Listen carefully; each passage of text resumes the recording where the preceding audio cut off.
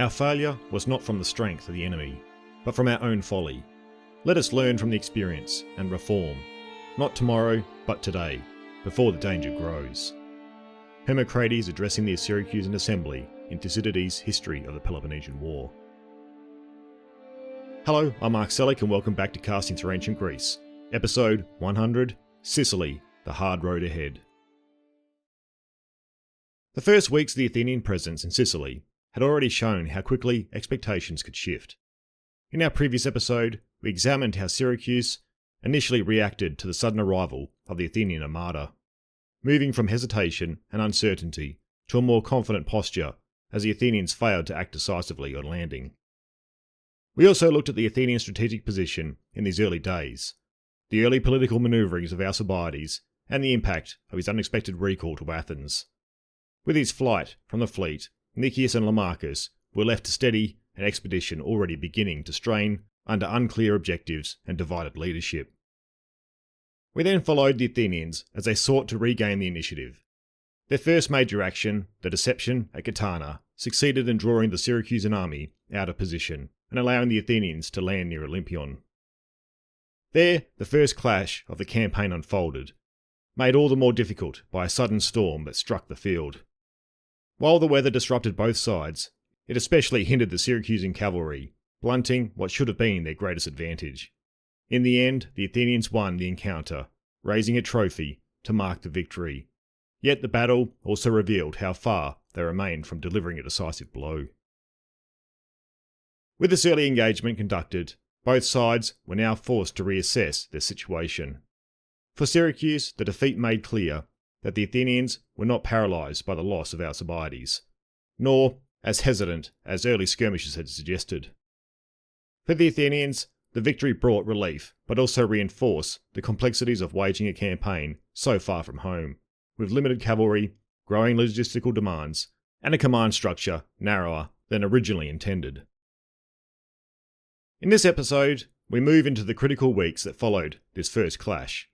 Syracuse begins to confront the reality of the threat facing it, taking steps to reform its military leadership and strengthen its defences. These internal adjustments will prove central to the city's resilience in the coming months. Meanwhile, the Athenians must now consolidate their position on Sicilian soil, securing a permanent base, establishing a reliable supply, and determining their next strategic moves, all becoming pressing concerns. The initial hope of a swift, bold strike against Syracuse gives way to the more methodical demands of a sustained campaign. These developments mark a shift in the Sicilian expedition, from early manoeuvres and political uncertainty into a more structured and enduring phase of conflict. The choices made during this period will shape the direction and character of the struggle that lies ahead. As we saw last episode, Athens had now fought its first battle against Syracuse and had pulled off a victory. Although triumphant, they had failed to inflict a decisive defeat in the war, as the Syracusans were able to retreat back within their walls. Further to this, Nicias would fail to push the advantage and any potential momentum that had been gained from this victory. If Nicias was to push the Syracusans, it would need to be through a siege of the city. However, although much criticism of Nicias' caution has been written about, Thucydides, who is our main source, gives us some reasoning that could help explain this failure to follow up, and not just be down to the cautious nature of Nicias. The main factor that would see the Athenian army return to Catana would be due to how late it was in the campaigning season. They were probably not in a position to be able to commence a siege of Syracuse, given the drain on resources this would have, especially during the harsher weather months. As we have seen, the Athenians were already in a tough spot over the lack of money and friendly assistance within Sicily. They still needed to establish themselves a strong base and build up their resources for a decisive campaign. The promised funds from Segesta that had failed to materialise were already having a toll on the Athenians' campaign. Another factor that appears to have been some bearing on the return to camp was the lack of Athenian cavalry. The initial battle had shown Nicias that Syracuse held an advantage in this area, which made marching the Athenian army on open ground very dangerous. This, if left unchecked, would cede to the Syracusans the initiative of strategic and tactical movement. Thucydides would tell us that upon the Athenians' return to Catana and Naxos, Nicias would have a request sent back to Athens for cavalry reinforcements, while also seeking cavalry from their allies within Sicily. If the Athenians did not increase their cavalry arm, they would find themselves hard-pressed to lay siege to Syracuse. This type of action required the building of trenches and walls, which would see many detachments working on these tasks, rather than one united army in the field. These detachments would find themselves vulnerable while carrying out these works to sudden Syracusan cavalry raids. So basically, if Athens looked to take the initiative, they required cavalry to neutralise this advantage that the Syracusans currently had. Other writers have pointed out that this oversight in the Athenian cavalry arm as being the biggest initial failure of the Athenians in Sicily. It has been pointed out that Nicias, before the departure of the expedition, had been in charge of assembling the forces needed. During one of the assemblies, Nicias even highlighted the strength of the Syracusans. He would say, "The thing in which the Syracusans most surpass us is their possession of many horse." However, Nicias would not arrange any sizable cavalry force. Though I am of the opinion that this failure to bring a sizable cavalry contingent from Athens was not an oversight, but more a calculated decision, even though that it would be a calculation that would hurt the Athenians in the long run. If the Athenians took their own cavalry in large quantities, this would have been a huge burden on the space on the ships and on the resources for the upkeep of the horses on the journey. It seems Nicias may have come to the conclusion that it was far better to rely on recruiting larger contingents of cavalry when arriving in Sicily. For starters, this would have been far more cost-effective than bringing their own. While the Athenians were not well known for their cavalry, however, the Sicilian cities were. But for this strategy to be successful, the Athenians would need to ensure that they had reliable allies waiting for them in Sicily. And as we have seen, this aspect around who they could count on doesn't seem to have been thoroughly investigated before arriving. As we have seen, this overarching miscalculation in securing allies would play out in the hesitant nature of Nicias' command and Athens' first season in Sicily. Before Nicias and his Athenians could attempt to continue with any offensive actions, they needed to regroup, resupply, and await reinforcements, especially in the form of cavalry. The Athenians' victory in the first engagement outside Syracuse did more than shake the city's confidence. It created a moment in which Hermocrates finally stepped forward and was heard. For years, he had been warning that Athens was not a distant irritation, but a looming threat. Only now, in the wake of the defeat, did the assembly give him his full attention. When the Syracusans returned from the field, discouraged and unsettled, the assembly filled quickly. The blame fell, as it often did in Greek cities, on the commanders. But as frustration spilled across the crowd, Hermocrates rose and seized the moment. Thucydides gives us a clear sense of the tone. Hermocrates did not flatter his audience, he confronted them. He told the Syracusans that their defeat had not come from a lack of courage, but from a lack of preparation, poor discipline, and most of all, from their refusal to take the Athenians seriously. The enemy, he argued, was competent, determined, and methodical. Athens had not sailed to Sicily on impulse. They were here to stay, unless Syracuse matched their seriousness. What made his speech so powerful was that it blended hard truth with practical direction. He urged the Syracusans to reform their command structure, not merely to punish the current generals, but to prevent future mismanagement. He called for the election of a more limited board of generals, capable of sharing responsibility and coordinating more effectively, and for the city to begin drilling and organising like a polis that truly faced a long war. And the assembly listened. For the first time, Hermocrates' warnings did not sound like pessimism, they sounded like clarity. The Syracusans dismissed their old system of 15 commanders, which had led to much confusion, and appointed 3 new generals, Hermocrates among them. That decision marked a turning point in the city's approach to the entire conflict. Under his influence, Syracuse shifted from complacency to readiness. They began improving the discipline of their hoplites, tightening their coordination of their cavalry, and strengthening their fortifications.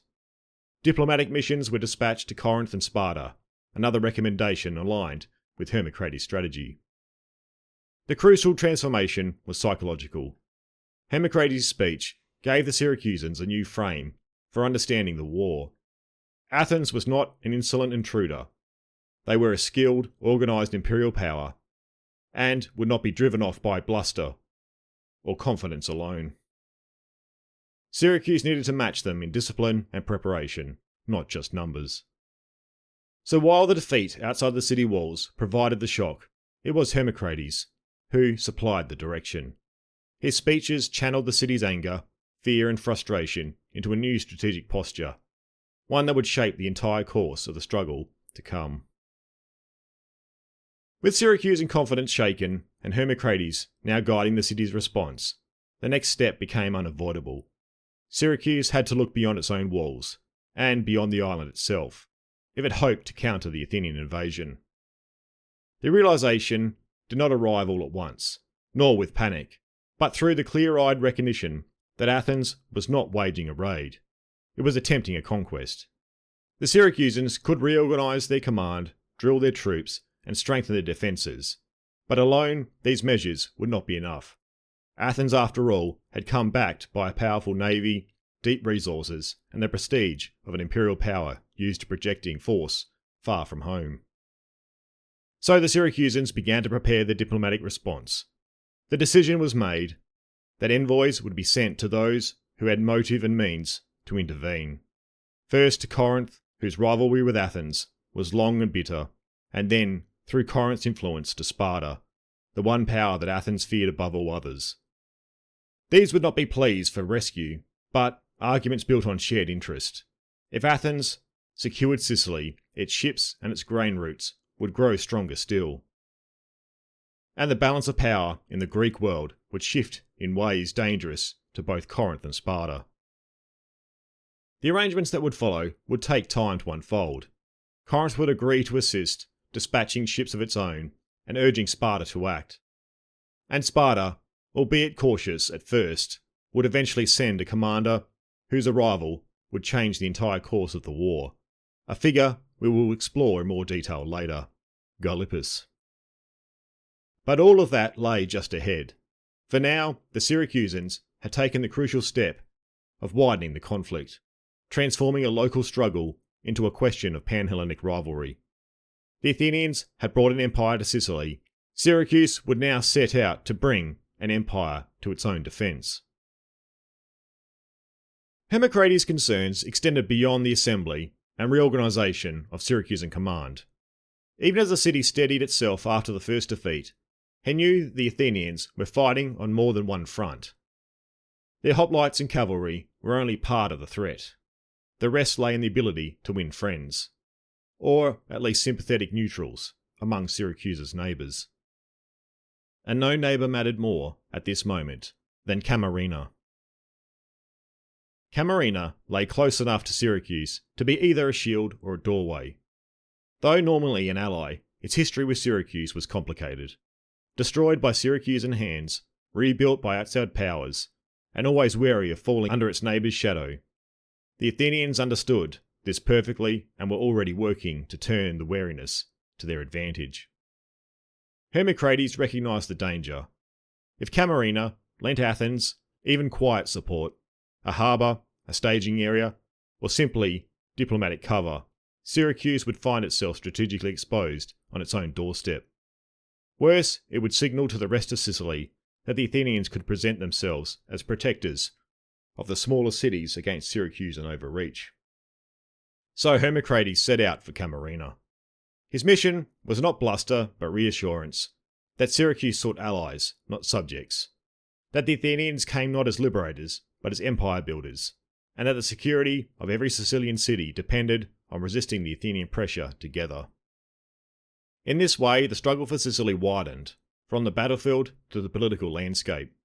Even as Syracuse hardened its defences, Hermocrates was already fighting the quieter battle, the one for Sicilian unity, or at least Sicilian neutrality.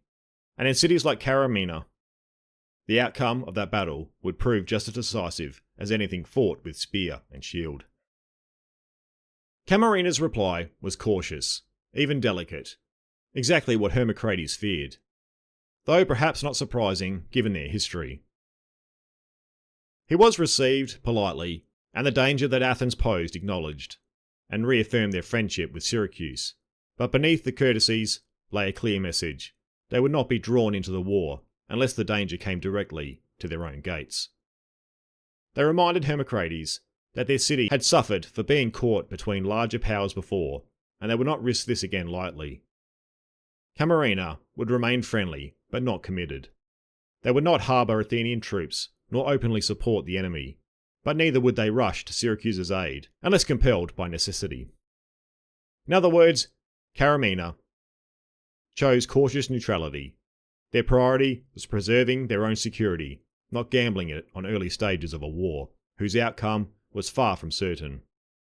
For Syracuse, it was a frustrating answer. Not betrayal, but not the firm alliance Hermocrates had hoped to secure. The diplomatic battle for Sicily was clearly going to be uncertain, as the fighting in the field. Yet even though as Sicily became a theatre of military and diplomatic manoeuvring, events far from the island were beginning to reshape the war in ways neither Syracuse nor Athens could yet foresee. For at this very moment, the man who had helped design the Sicilian expedition, and whose recall had been intended to steady Athenian politics, was no longer in Athenian hands. Alcibiades had slipped through his guards and vanished. What followed was not the flight of a disgraced general seeking obscurity, but the deliberate repositioning of a man who still believed he could bend the war to his will. Instead of returning to Athens to face trial, Alcibiades turned his course westward, sailing not towards safety, but towards opportunity, toward the Peloponnese, where he knew the Spartans would be eager to hear from a defector with intimate knowledge of Athenian plans. His escape marked a turning point. The Athenians had intended to bring him home in chains. Instead, he was about to arrive in Sparta as a guest, or perhaps more accurately, as a weapon. For Alcibiades carried with him the one thing Athens could not afford to lose: insight into its own vulnerabilities, and a personal grievance powerful enough to ensure he used that knowledge against the city he had once championed. And so, while the Athenians pressed forward in Sicily and Syracuse struggled to steady itself, a new threat to Athenian strategy was quietly taking shape across the sea. Alcibiades was now free, embittered, and heading straight for the Peloponnese. The Spartans, long rivals of Athens, received him with cautious curiosity. Here was an Athenian of high rank, intimately familiar with the strategies, weaknesses, and dispositions of the city that now threatened their allies in Sicily. In Sparta, Alcibiades wasted no time. He warned the Lacedaemonians that Athens was overstretching itself, committing vast resources to a campaign on the far side of the sea, and leaving its own territories vulnerable. He revealed the scale of the Sicilian expedition, the composition of the Athenian forces, and crucially, the strategic weaknesses in Athens' own defensive arrangements. But Alcibiades did more than emulate facts. He offered guidance. He counselled the Spartans to act decisively, to send a commander to Sicily to support Syracuse, to fortify Deceleia in Attica, and to exploit Athens' momentary overreach. His argument was not merely opportunistic, it was compelling because it combined precise intelligence with an intimate understanding of Spartan interests. The Spartans listened. The advice of Alcibiades, coupled with their own assessment of the threat Athens now posed, led them to take unprecedented steps. They dispatched Gylippus to Sicily, a general chosen for his skill and energy, to bolster Syracuse's defence. Simultaneously, they began preparing the occupation of Deceleia, a move that would strike at the very heart of Athens' land resources, threatening crops, silver mines, and lines of communication. In one stroke, Alcibiades had transformed the Athenian problem in Sicily from a distant campaign into a war with consequences reaching deep into the Athenian homeland. The man whose recall had been intended to stabilise Athenian politics was now a catalyst for a strategic reversal, a reminder that the Peloponnesians could exploit not only their own. Alcibiades' turn against Athens was not the act of a petty, spiteful man. To reduce it to political revenge would be to misunderstand both the man and the context in which he acted. Thucydides presents a figure deeply attuned to risk and opportunity. Athens, far from the secure base of power he had once commanded, had become a place of mortal danger. Recall meant trial, trial meant almost certain ruin. And Alcibiades' boldness always leaned towards the audacious, the dramatic, and the consequential. Yet survival alone does not explain his choice. Alcibiades saw a change to reshape the strategic balance of the war itself. The Sicilian expedition tied Athens' hands and stretched its resources thin.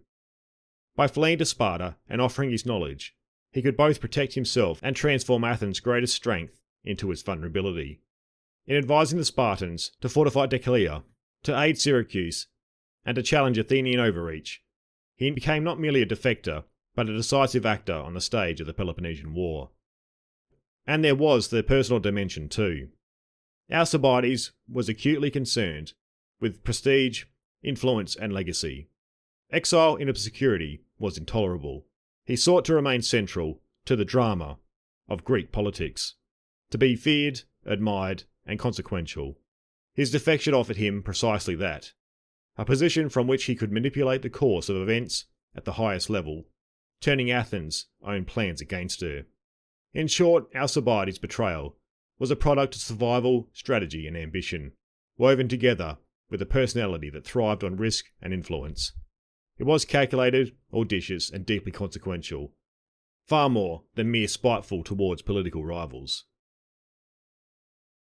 The Spartan reaction to Alcibiades was not simple enthusiasm. At first, there was a deep suspicion. Sparta was a society built on austerity, discipline, and mistrust of flamboyant outsiders. Alcibiades represented everything they distrusted: clever, cosmopolitan, rhetorically gifted, and marked by the luxuries of Athenian elite culture. But the clarity of his proposals and the timing were impossible to ignore. The Sicilian expedition was already raising alarm among the Peloponnesian allies.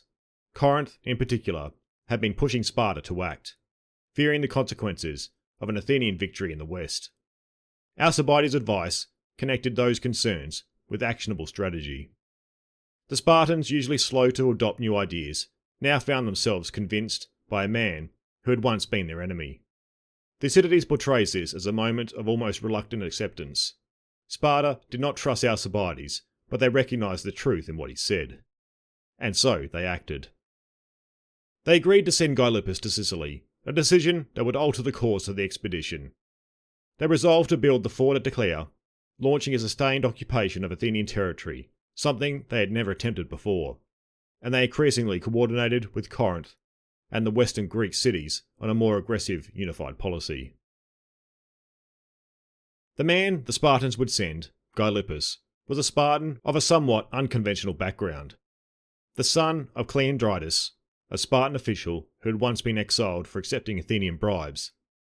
Though this lineage placed a faint shadow over Gylippus' standing in the rigid societal hierarchy of Sparta, it did not prevent him from rising through the ranks as a capable and committed commander.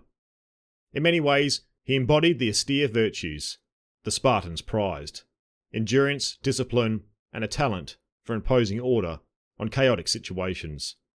He was not a figure of political prominence within Sparta, but he was precisely the sort of officer the ephors could dispatch to distant theatres, reliable, self-controlled, and effective. What made Gylippus particularly valuable in the Sicilian context was his readiness to think and act beyond the narrow conservatism often associated with Sparta's command. He appreciated the wider strategic stakes of the conflict and understood, as Alcibiades had impressed upon the Spartan authorities, that allowing Athens to consolidate power in Sicily would shift the balance of the entire Greek world. His mission was therefore not merely one of aid, but strategic counterweight: to stiffen Syracusan resistance, to unify the fractured Sicilian response, and to introduce disciplined, coherent leadership into their war effort. When he eventually set sail for Sicily, he carried with him the potential to transform the struggle, not through overwhelming force, but through the injection of Spartan method and resolve into a situation that desperately needed both. This was a turning point in the war, and Alcibiades was its catalyst. There is a deep irony in this moment. Alcibiades, who had once stood before the Athenian assembly, urging the city towards ever greater ambition, now stood before the Spartans, urging them to strangle that same ambition at its roots. He had gone from architect of the Athenian aggression to architect of Spartan counter-strategy, shaping the war from both sides. And Sparta, often portrayed as cautious and slow-moving, demonstrated that when confronted with compelling intelligence, especially from someone who had been at the very heart of Athenian policy, they could move with remarkable decisiveness. In many ways, this chapter reveals as much about Sparta as it does about Alcibiades. Their willingness to adopt his advice shows that beneath the conservative exterior lay a real capacity for strategic adaptation, when the right voice delivered the right message at the right moment. As winter settled over Sicily in late 415 BC, the Athenians found themselves at an important juncture in the campaign. The early clashes outside the walls of Syracuse had shown that the city was far from helpless, yet the Athenians still held the initiative, and so, rather than pressing the attack in unfavourable conditions, Nicias and Lamachus turned their attention to the work that would determine the success of the coming spring, the steady preparation for a siege. This winter was not a lull, it was a period of consolidation, organisation, and quiet but decisive movement. The first priority was firming up their base at Catana.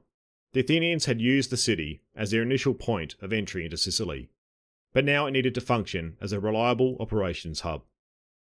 Over these months, the fleet was anchored securely. Supply chains were established and materials were gathered for what everyone knew was coming, a large-scale siege effort directed at Syracuse. Catana became the beating heart of the expedition. From there, timber was collected, craftsmen were employed, and provisions stocked. Everything the Athenians would need for extended operations was moved into place. It was not dramatic work, but without it the campaign would not continue. Parallel to the logistical preparations, the Athenians spent the winter attending to diplomacy on the island. Their aim was clear: ensure that Syracuse remained isolated. Naxos held firm in its support, providing both moral and practical assistance. Rhegium across the strait continued to allow Athenian shipping unhindered movement, vital for bringing in supplies from the wider Aegean world. The exiles of Leontini, long-standing enemies of Syracuse, remained valuable allies for local intelligence and political influence. But not all was straightforward. Camarina, positioned strategically to the south, remained hesitant, and Syracuse, alarmed by the Athenian presence, was working equally hard to court support. The balance of Sicilian politics was delicate, and both sides knew that alliances gained or lost now could shape the struggle to come. Still, by winter's end, the Athenians had ensured that Syracuse stood without a firm coalition behind her. Much of the winter was also spent in careful reconnaissance. Nicias, in particular, recognised that the coming siege would hinge on intimate knowledge of the terrain around the city. Athenian officers, engineers, and scouts moved through the countryside, observing Syracuse's walls, water sources, and natural defences. All of this pointed towards an overriding strategic truth. The key to the siege lay on the heights of the Epipolae, the rugged plateau that overlooked the city. If the Athenians could gain and hold that ground early in the spring, they could begin their encircling wall before Syracuse mounted an effective response. If they failed, the entire expedition could bog down in a prolonged and costly struggle. Thus, the winter months became a race conducted quietly, planning how to seize the heights before the Syracusans understood what was coming. The Athenian navy, though still in good condition, required steady upkeep. Winter offered time for necessary repairs. Hulls were scraped free of sea growth, rigging and fittings were replaced, and the crews used the period to drill for the more confined naval operations that would later be required inside the great harbour of Syracuse. This was also a period when morale remained relatively high. The Athenians had not yet suffered any major reverses, and the soldiers retained confidence in both their commanders and their prospects. Inside Syracuse, winter brought growing alarm. The Athenians were not idle, nor had they withdrawn to the safety of Catana. Instead, their presence was constant. Supply ships came and went unchallenged, troops patrolled the countryside, and rumours circled that the Athenians were preparing a massive siege works that would cut the city off entirely. For the Syracusans, such consistent activity projected a sense of Athenian determination and capability. Hermocrates and others urged that delay only favoured the enemy, and that decisive action would soon be required if Syracuse was to prevent the noose from tightening. By the final weeks of winter, Athenian plans were firm. As soon as the weather allowed, the army would move south. The intention was to make a landing near Syracuse, seize the Epipolae heights in a rapid stroke, and begin construction of an encircling wall that would close the city by land and sea. In retrospect, this winter stands as the last moment when the expedition moved with cohesion, clarity, and quiet confidence.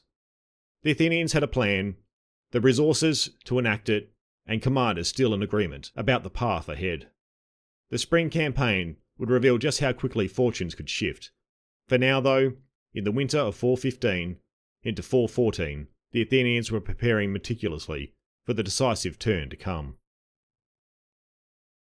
Before we move into the siege itself, which we'll be covering in our next episode, it's worth pausing to look more closely at the ground on which the next phase of the campaign would unfold. For all the movement of armies and fleets, and for all the speeches and political manoeuvrings that had taken place, the fate of the entire expedition would come down to a single piece of terrain, the Epipolae heights. The Epipolae formed a broad, elevated plateau lying in the northwest of Syracuse. In many ways, it was the natural battlefield that shaped the city's landward approaches. Rising above the lower ground and running along the back of the Syracusan peninsula, the plateau offered a clear view over the surrounding countryside and commanded every route by which an attacking army might approach. Anyone who held this high ground possessed the tactical vantage from which to dominate the terrain below. Most crucially, the Epipolae provided the only practical ground on which a besieging army could conduct its works. The lowlands closer to the walls were uneven, broken, and in places marshy, utterly unsuited to the rapid, continuous fortifications the Athenians needed. On the heights, however, the land was firm, level, and broad enough to allow an encircling wall to take shape. Without the Epipolae, the Athenians simply could not hope to enclose Syracuse. With it, the idea of isolating the city became not only possible, but dangerously close to reality. This is why both sides viewed the plateau as decisive. If the Athenians held the heights, they could now draw their lines downward towards the sea, cutting Syracuse off from the countryside and tightening the noose around the city. And once a wall had been anchored on the plateau, the Syracusans would find it nearly impossible to break through, for they would have to fight uphill against defenders who possessed the superior position. The defenders on Epipolae saw everything, moved more easily, and fought on ground perfectly suited to a hoplite formation. But the reverse was equally true. If Syracuse could occupy the heights, or later win them back, they could disrupt Athenian construction, build counterwalls, and strike at the besiegers before their city could be completely cut off. In short, the control of Epipolae did not just influence the siege, it dictated whether a siege could happen at all. The westernmost point of the plateau, known as the Eurelius, served as a natural gateway to the heights. This was the position the Athenians would target in their daring night march. Understanding whoever seized Eurelius first would possess the key to the entire campaign. And so as we return to the narrative, keep this landscape firmly in mind. The battles and desperate engineering duels that followed all revolved around this single stretch of elevated ground. For in Sicily, as Thucydides makes clear, strategy was written into the very shape of the land. As spring arrived in 414 BC, the Athenians put into action the plans they had shaped over the winter months. The long period of preparation was over. Now came the crucial moment, the advance on Syracuse, the attempt to seize the heights of Epipolae, and the beginning of what they hoped would be a rapid and decisive encirclement of the city. Everything depended on speed, surprise, and seizing the key ground before the Syracusans could respond. When the weather turned favourable, the Athenians embarked their forces for Catana and sailed south along the coast. Their destination was a stretch of shoreline north of Syracuse, where they could disembark quickly and in strength. The fleet moved quietly and efficiently, a testament to the winter's preparations. Upon landing, the Athenians wasted no time. Hoplites formed up, light troops spread out to screen the advance, and engineers positioned themselves to survey the approaches. Mycale and Lamachus understood that hesitation could allow Syracuse precious time to organise its defence. With the landing secure, the army marched inland towards the city. Syracuse lay ahead on a peninsula, flanked by the great harbour and the long slopes leading up to the Apollo. The Athenians avoided moving too close to the walls. They were not yet ready for an open battle. Instead, they aimed to position themselves on the high ground that controlled the battlefield. The Syracusans, now fully aware that the Athenians were on the move, prepared to resist. They deployed forces outside the city, but cautiously. Their earlier defeat had instilled a measure of respect for the Athenian hoplites and their leadership, still shaken by the internal divisions, focused on buying time rather than risking a decisive engagement. This tension, Athenians moving deliberately forward, Syracusans watching yet uncertain, set the stage for one of the most daring moments of the campaign. To seize the heights of the Apollo, the Athenians opted for a bold manoeuvre, rather than assault the plateau in daylight, where the Syracusan forces might contest the climb. They launched a night march under the command of Lamachus. The route was steep, narrow, and unfamiliar, yet it offered the best chance of catching the Syracusans unprepared. Thucydides hints at the difficulty of the ascent. The terrain was rugged, dotted with rocky outcrops, and easily to defend if met by an organised enemy. But the Athenians moved quickly and in close order, guided by local allies familiar with the paths. Their objective was the Aurelius, the westernmost point of the plateau, a natural gateway to the high ground overlooking the city. And they reached it. The climb, though tense and exhausting, went unopposed. When dawn broke, the Athenians stood atop the Apollo, possessing the very position that would allow them to impose their will on the battlefield. Once on the Apollo, the Athenians fortified their position with a remarkable speed. Engineers set to work marking the lines of the first wall. Troops fanned out to secure the immediate approaches. Syracusan forces attempted to mount a counterattack, but the Athenians, holding the superior ground and still fresh from their successful ascent, repelled them. This moment represented the strategic high water mark of the expedition. With Apollo secured, the Athenians could now begin the construction of their walls. If completed, would choke the Syracusans by land and sea. The city would be trapped and its fate largely sealed. But the Athenians did not yet know how fiercely Syracuse would resist, or how profoundly the arrival of Gylippus would change the balance. For the moment, though, victory seemed within reach. The heights were theirs, the initiative was theirs, and the siege was about to begin.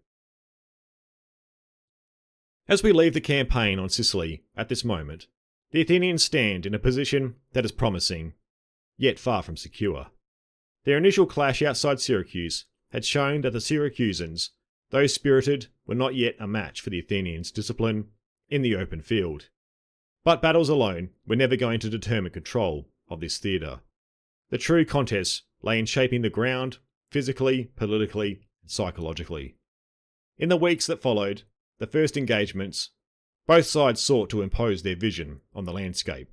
The Athenians moved with determination on the Apollo heights, recognising the mastery of this elevated plateau was essential for any successful siege. From there they could dictate the rhymes of the campaign, anchoring their lines of walls while denying Syracuse the room to manoeuvre or break out. The Syracusans, meanwhile, learned quickly from their early missteps, probing for opportunities to disrupt the Athenian advance, harassing their working parties, and beginning to build counter-fortifications of their own. Yet the struggle was not only geological or tactical. Political currents were already shifting beyond Sicily. Alcibiades' flight to Sparta had reconfigured the strategic picture, injecting into the conflict a man who understood Athenian methods intimately and who wasted no time in urging the Spartans to act decisively in Sicily. In this he would soon find a willing partner in the Spartan officer Gylippus, an outsider to the Sicilian quarrel, but one whose arrival would echo across the campaign. For now, however, both armies on Sicily remained locked in a tense preparation phase, each aware that the larger confrontation was coming. The Athenians pressed forward with the siege lines, confident that time, engineering, and naval supremacy would bring Syracuse to heel. The Syracusans, though unsettled, were far from resigned. Their leaders knew that if they could delay, disrupt, fracture the Athenian plan, salvation was possible. And so we pause on the brink of this great siege itself. In our next episode, We will follow the unfolding of the struggle, the Athenian drive to encircle the city, the Syracusan attempts to break free, and the dramatic arrival of Gylippus, whose presence would challenge the assumptions of both sides and redefine the course of the war in Sicily. Thank you everyone for your continued support, and a big shout out to all those supporting the series over on Patreon and through Buy Me a Coffee. I would like to give an extra special shout out to all those supporting the series at the Archon level. So thank you to Nick Kablofakis, Neil Bennett, John and Bresden. Everyone's contribution plays a big part in helping me financially keep the series going. If you've also found some value in the show and would like to support the series, please consider checking out the Casting Through Ancient Greece Patreon page or Buy Me a Coffee page. Otherwise, leaving reviews and sharing episodes on social media also help the series grow through word of mouth. Be sure to stay connected and updated on what's happening in the series, and join me over on Facebook or Instagram at Casting Through Ancient Greece or X at Casting Greece. Once again everyone, thank you for the support, and I hope you can join me next time where we continue the narrative in the series.